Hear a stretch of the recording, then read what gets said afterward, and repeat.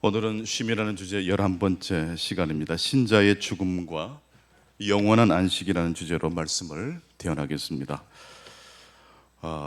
신자의 죽음이란 과연 무엇일까요? 첫 번째로 생각해 볼 주제입니다. 신자도 불신자도 다 죽습니다. 그러나 신자의 끝은 죽음이 아니라 부활입니다. 신자의 죽음은 사라짐, 없어짐, 비존재가 되는 것이 아닙니다. 로마서 14장 9절을 보면 이를 위하여 그리스도께서 죽었다가 다시 살아나셨으니 곧 죽은 자와 산 자의 주가 되려 하심이라고 말씀해 주셨습니다. 물론 죽으면 가족들과 이별하는 시간이 분명히 있습니다. 그런데 결코 누구와의 이별은 없습니까? 하나님과의 단절은 없다는 것입니다. 즉 신자의 죽음이란 하나님과 함께 있음이라고 설명드릴 수 있습니다. 오늘 읽었던 신약의 본문 계시록 14장 13절을 같이 한번 다시 읽겠습니다. 시작. 또 내가 들으니 하늘에서 음성이 나서 이르되 기록하라. 지금 이후로 주 안에서 죽는 자들은 복이 있도다 하시매 성령이 이르시되 그러하다. 그들이 수고를 그치고 쉬리니 이는 그들의 행한 일이 따름이라. 지금 이후로 주 안에서 죽는 자들은 복이 있도다 라고 말씀해 주셨습니다. 가장 거룩하고 복된 죽음이 어떤 죽음일까요? 주 안에서 죽는 죽음인 줄로 믿습니다. 오늘 본문의 이 계시록은 신자가 어떻게 해서 죽음을 겪게 되는지 그 배경을 보게 되면 로마 제국의 핍박과 로마 제국의 신앙 고백을, 로마 황제에게 신앙 고백을 하지 않았기 때문에 불이익을 당했고, 그래서 죽게 된 순교자인 성도의 삶의 죽음을 이야기하고 있습니다. 신앙 고백 때문에, 신앙 때문에 죽음을 당해야 했던 이 신자의 삶에 대해서 하나님은 주 안에서 죽는 죽음이고 그 죽음이야말로 가장 복된 죽음이라고 말씀해 주고 있습니다. 신자의 죽음은, 특히 순교하다가 죽게 된 이 신자의 죽음은 죽는 순간 이미 누구 곁에 있는 죽음입니까? 하나님 곁에 피신해 있는 죽음이라는 것입니다. 계시록에서 하나님을 섬기는 신자들이 겪는 고난은 두 가지라고 말씀드렸습니다. 그것은 정치적인 핍박이었습니다. 황제 숭배를 거부했기 때문에 받는 핍박이 있었습니다. 두 번째로 이 경제적인 불이익, 핍박이 또한 만만치가 않았습니다. 자, 계시록 13장 17절 보실까요? 누구든지 이 표를 가진 자 외에는 무엇을 못하게 했습니까? 장사를 못하게 했어요. 매매를 못하게 했습니다. 근데 그 짐승의 수가 계시록 13장 18절 보니까 어떻게 표현됩니까? 666으로 되어 있어요. 이 짐승의 표를 가진 자만이 조합 회원이 됐고 장사를 할 수 있었고 살아갈 수가 있었는데, 우상 숭배를 하지 않았던 초대교회 성도들은 바로 이 짐승의 수를, 표를 받지 않았기 때문에 경제적 불이익을 겪어야 했다는 이야기입니다. 그런데 신자들이 겪는 이 고통, 666을 취하지 않았기 때문에 받게 된 이 고통을 성경은 우리들에게 어떻게 묘사하고 있냐면, 그 짐승의 수가 몇이라고 그랬죠? 666. 신자를 괴롭히는 숫자가 666인데 6이라는 숫자가 세 번이나 나오죠. 666. 이것이 의미하는 게 뭘까요? 완전수 7에서 하나가 부족한 수인데 이게 몇 번 연속됩니까? 세 번이나. 부족하다, 부족하다, 부족하다는 뜻입니다.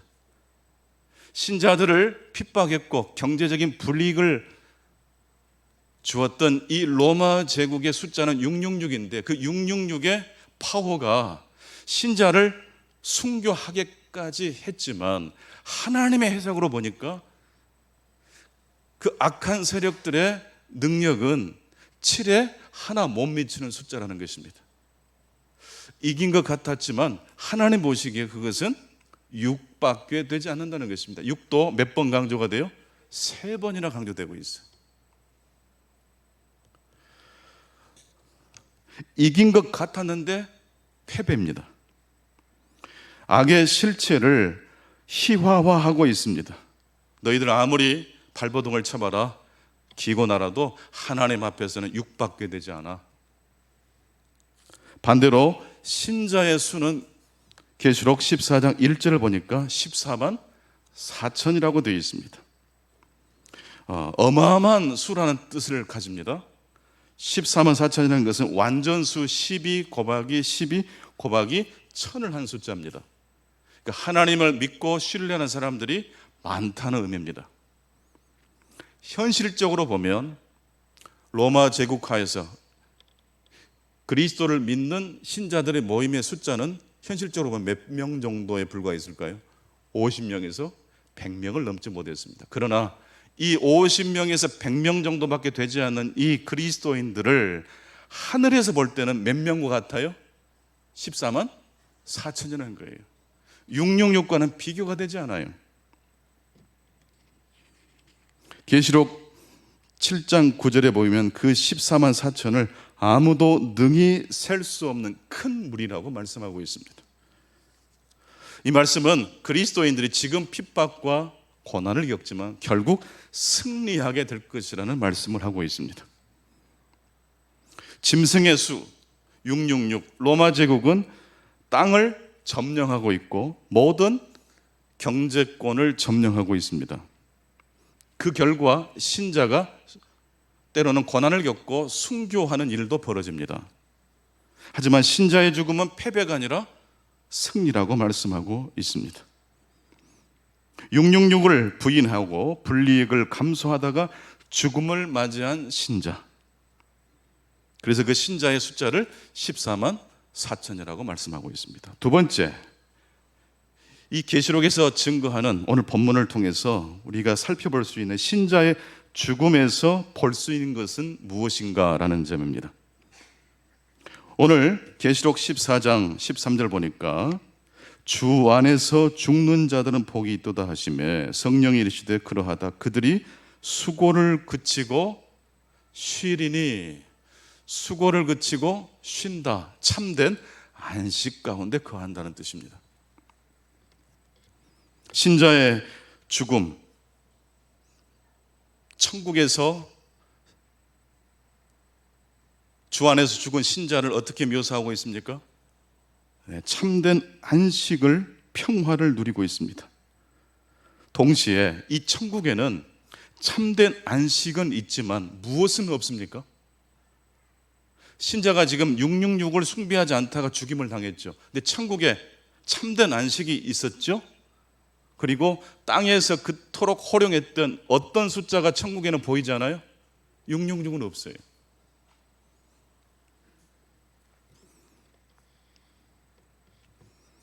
로마 제국은 어떤 시스템으로 돌아갔습니까?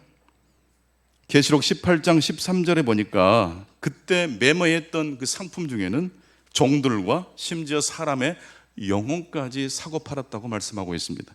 왜 로마 제국이 무너졌을까요? 신문대로 거두는 법칙 때문에 무너진 거예요.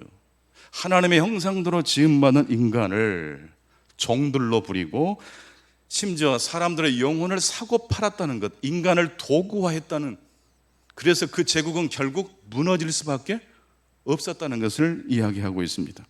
반대로 그리스도 안에서 거듭난 신자는 고린도후서 5장 16절 말씀대로 살아갑니다. 우리 함께 고린도후서 5장 16절을 같이 읽겠습니다. 그러므로 우리가 이제부터는 어떤 사람도 육신을 따라 알지 아니하노라. 예수님을 믿고 거듭나기 전에는 사람들을 육신대로 알았어요. 그 사람의 직업, 그 사람의 고향, 그 사람의 능력, 그 사람의 외모를 보고 평가했어요. 능력이 있을 땐 그 사람을 가까이 했고 능력이 사라지면 뒤돌아섰어요.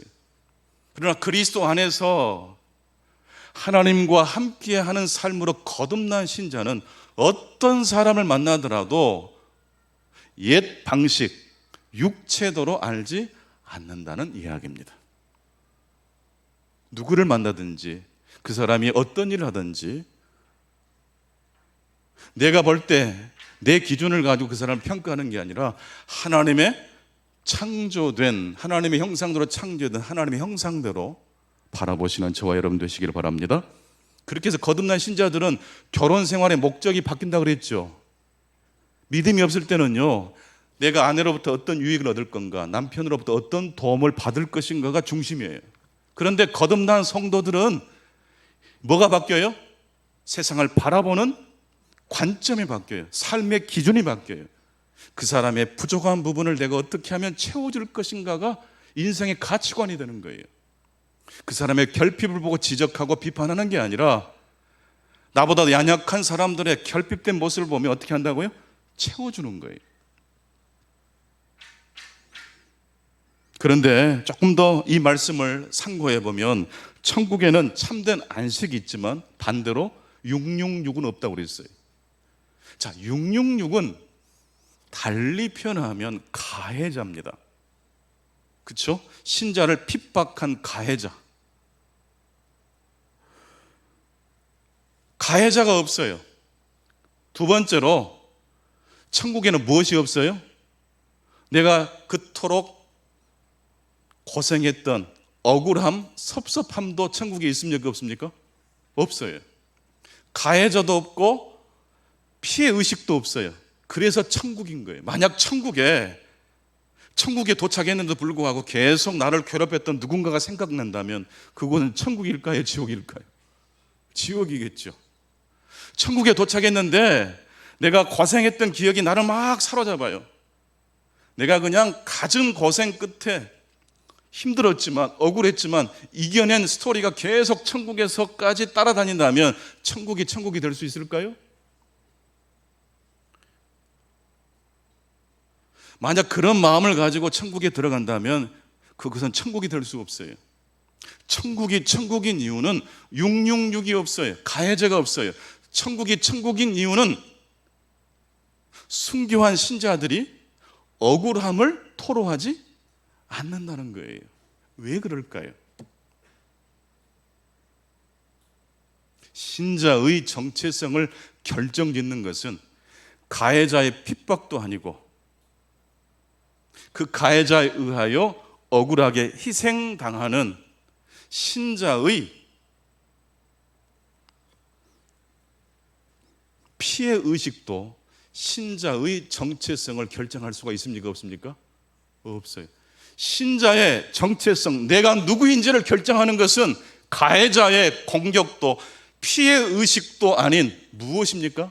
하나님의 손 안에 있는 것이 우리 신자의 정체성을 결정짓는 줄로 믿습니다.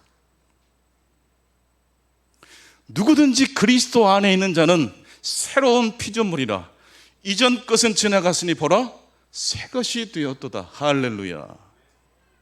신자의 정체성을 결정하는 것은 가해자의 핍박도 아니고 피해자의 피해의식도 아니고 오직 우리를 붙들으시는, 지금부터 영원토록 우리를 붙드시는 손을 놓지 않으시는 하나님의 손이 될 줄로 믿습니다.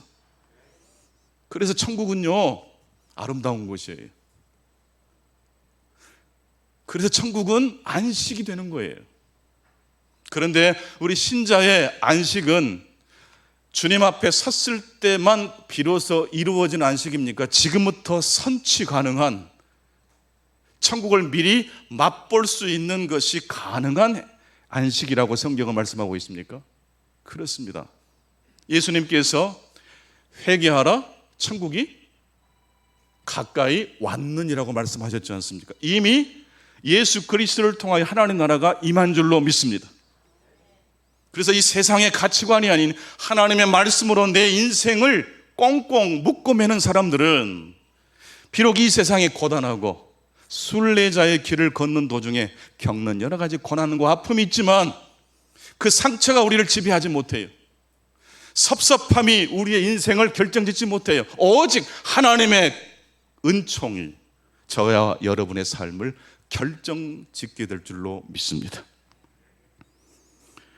볼프라는 미로슬라프 볼프라는 이 신학자가 20대 시절에 크로아티아 출신인데 그 고문을 당했어요.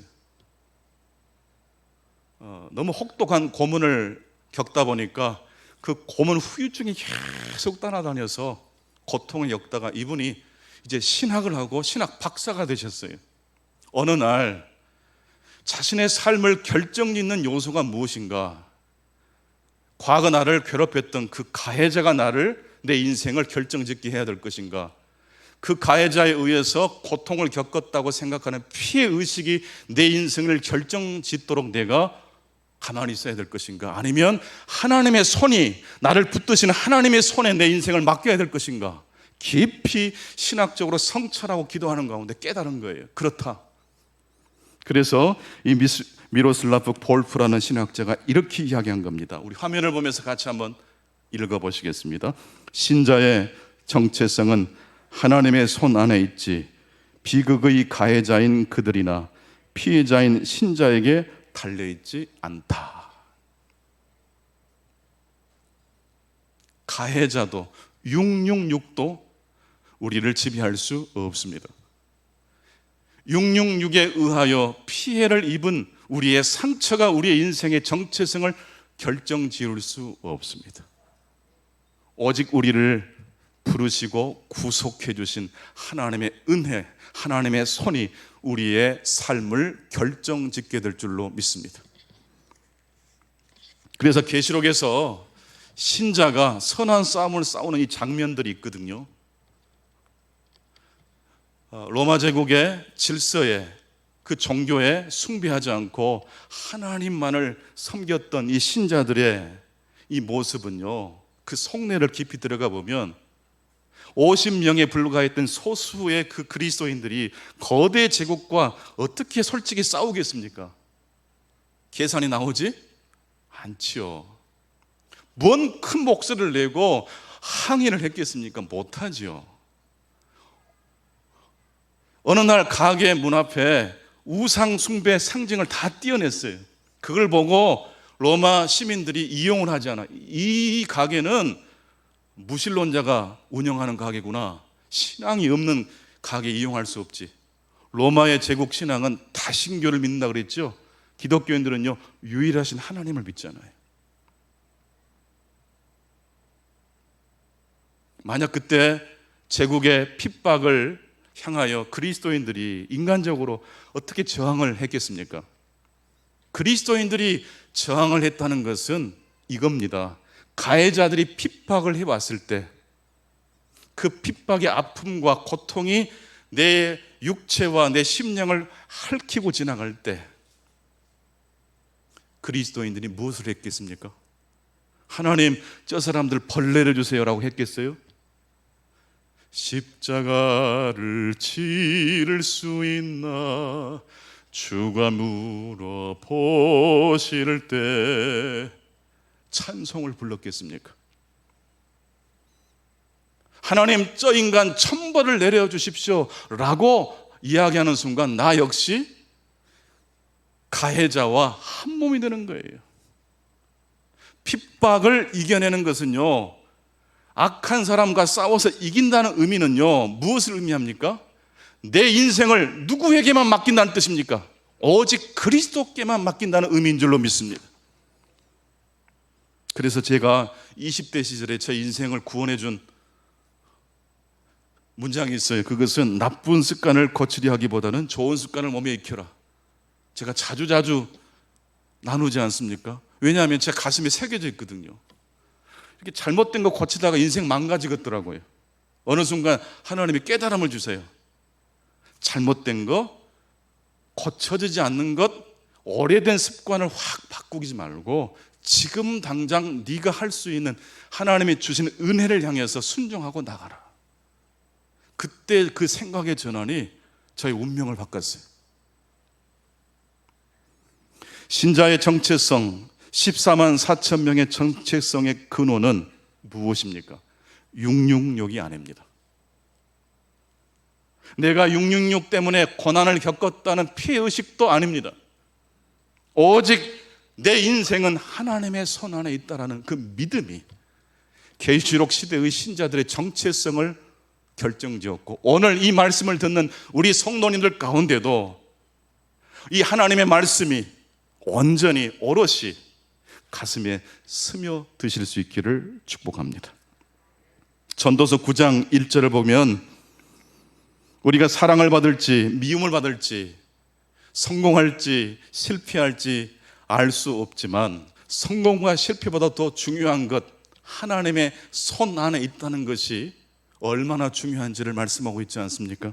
전도서 9장 1절 같이 읽겠습니다. 시작. 이 모든 것을 내가 마음에 두고 이 모든 것을 살펴본즉 의인들이나 지혜자들이나 그들의 행위나 모두 다 하나님의 손 안에 있으니 사랑을 받을는지 미움을 받을는지 사람이 알지 못하는 것은 모두 그들의 미래의 일들임이니라. 만약에 성공의 기준만 맞췄다면 초대교회 성도들은 행복지수는 바닥이었을 거예요.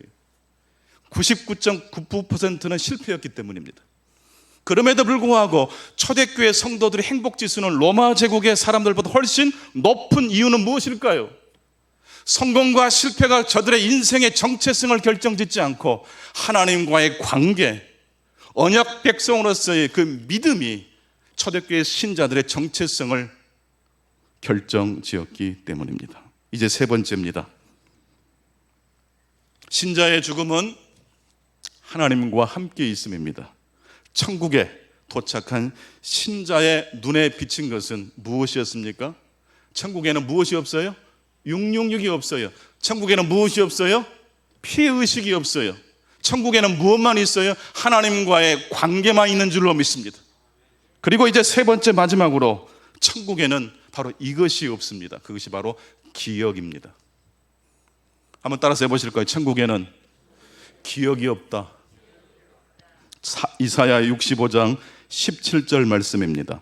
보라, 내가 새 하늘과 새 땅을 창조하나니 이전 것은 기억되거나 마음에 생각나지 아니할 것이라. 천국에는 무엇이 없어요? 기억이 없어요.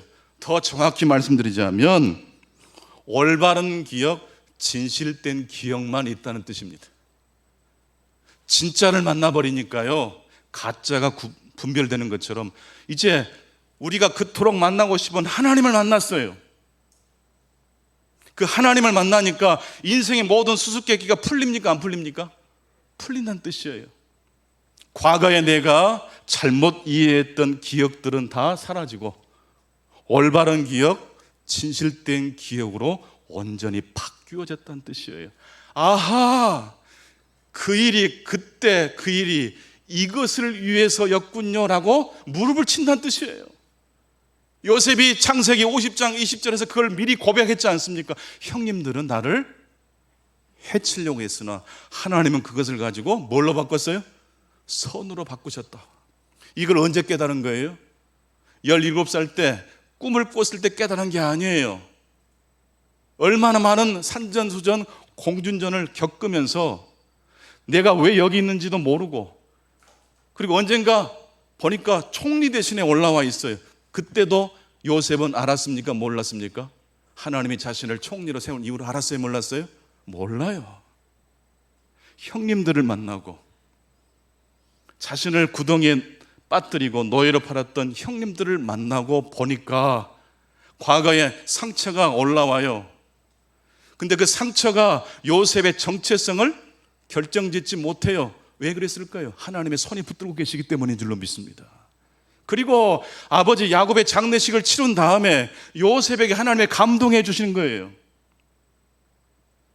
내가 너를 왜 여기까지 인도했는지 이제 알겠느냐? 하나님, 이제야 알겠습니다.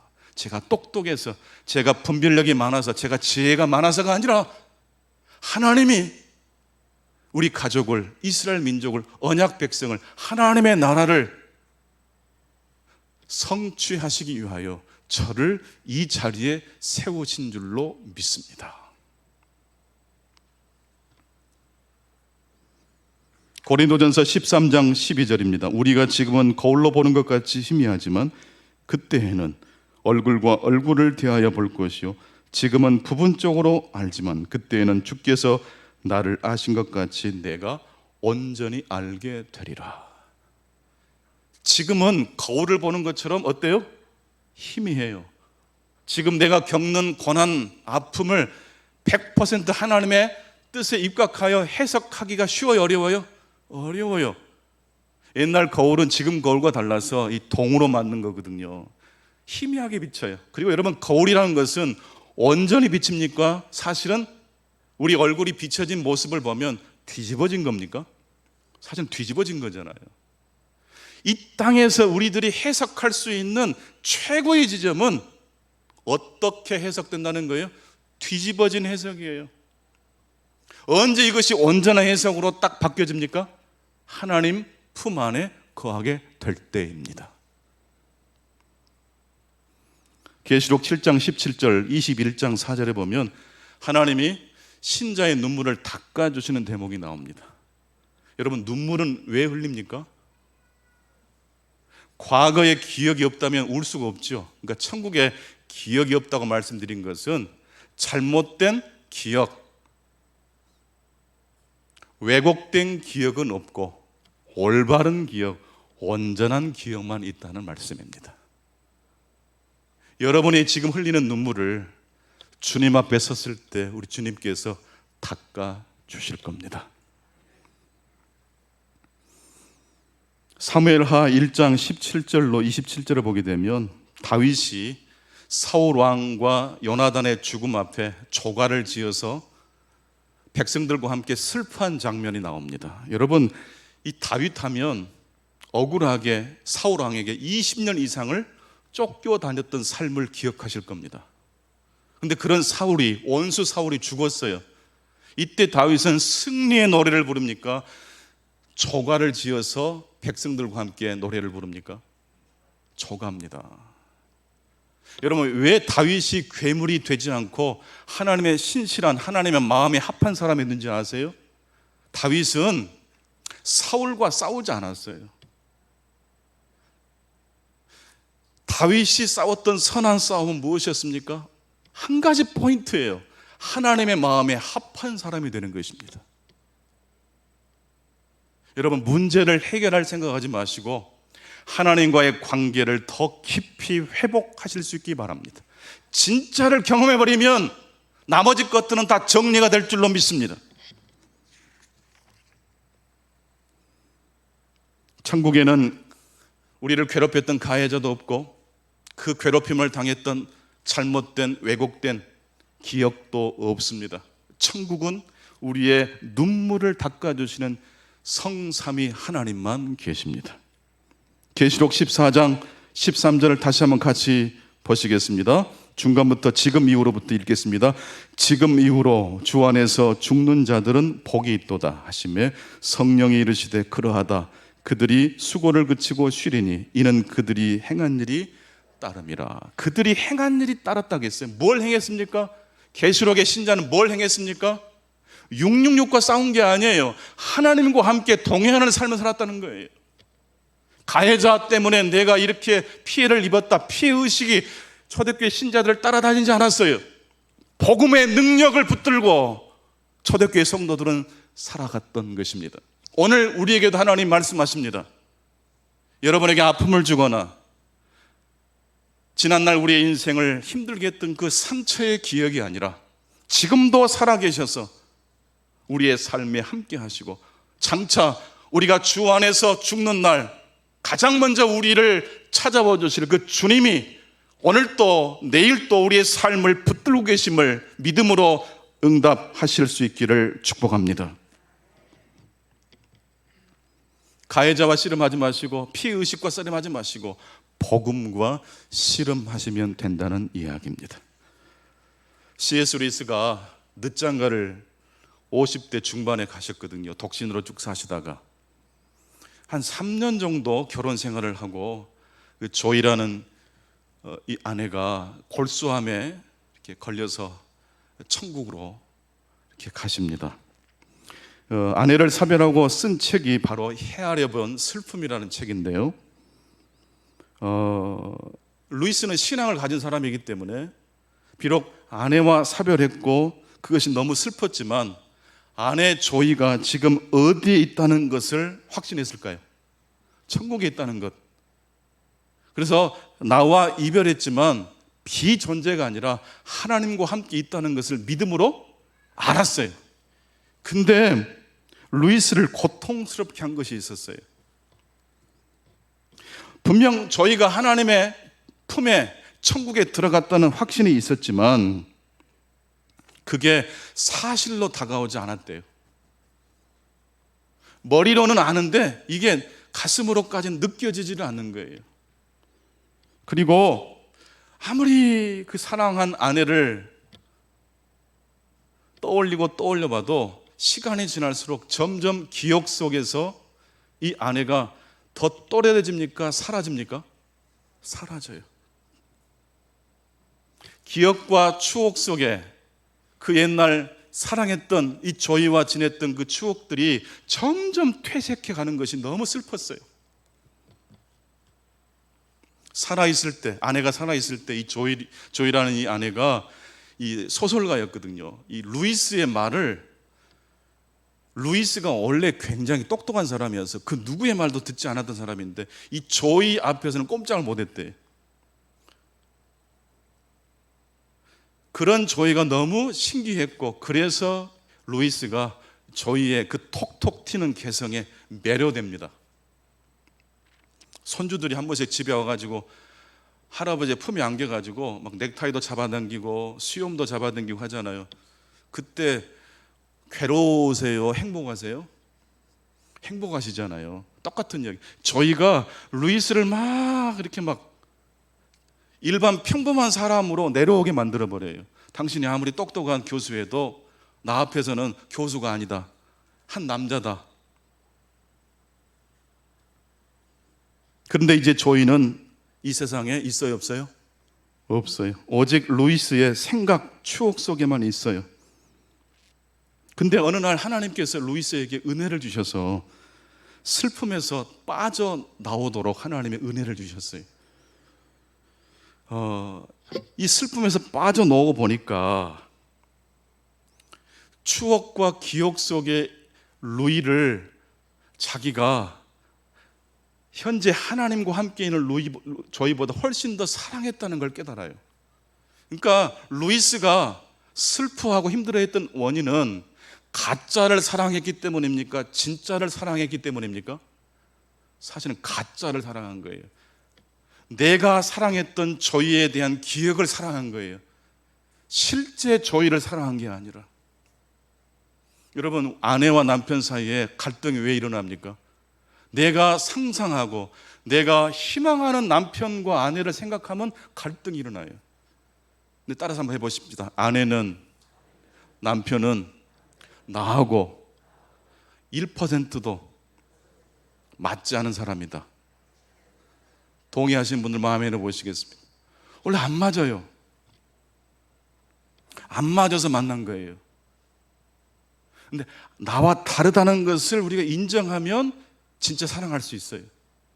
근데 나와 똑같다라고 똑같아야 된다고 생각하는 순간 내 옆에 있는 진짜 아내, 남편을 사랑하는 게 아니라 내가 원하는 사람을, 상상한 사람을 사랑하는 거예요.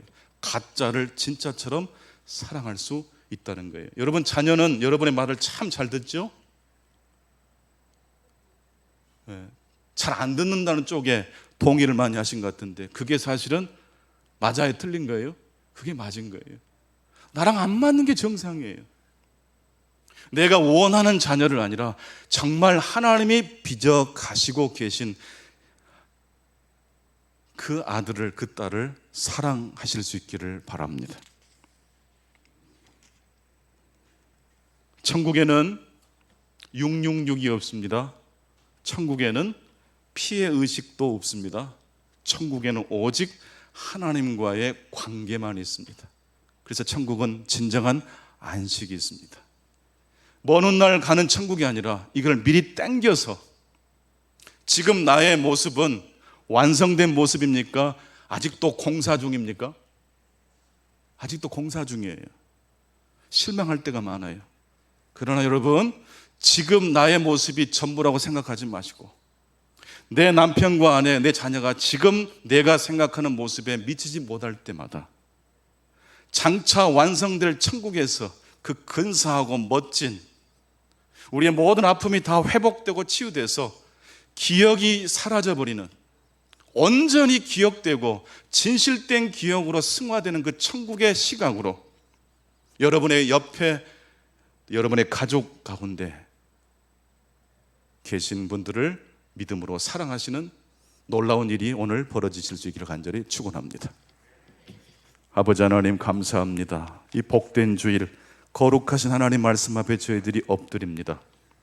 주의 말씀 앞에 저희들이 마음을 활짝 열고 아멘으로 화답할 때에 성령께서 함께 하시고 이 말씀이 우리의 가슴에 느껴지는 말씀 되게 하시고 한 주간 우리의 삶의 귀한 양식이 되는 말씀이 되게 해 주옵소서. 예수 그리스도 이름으로 기도하옵나이다. 아멘.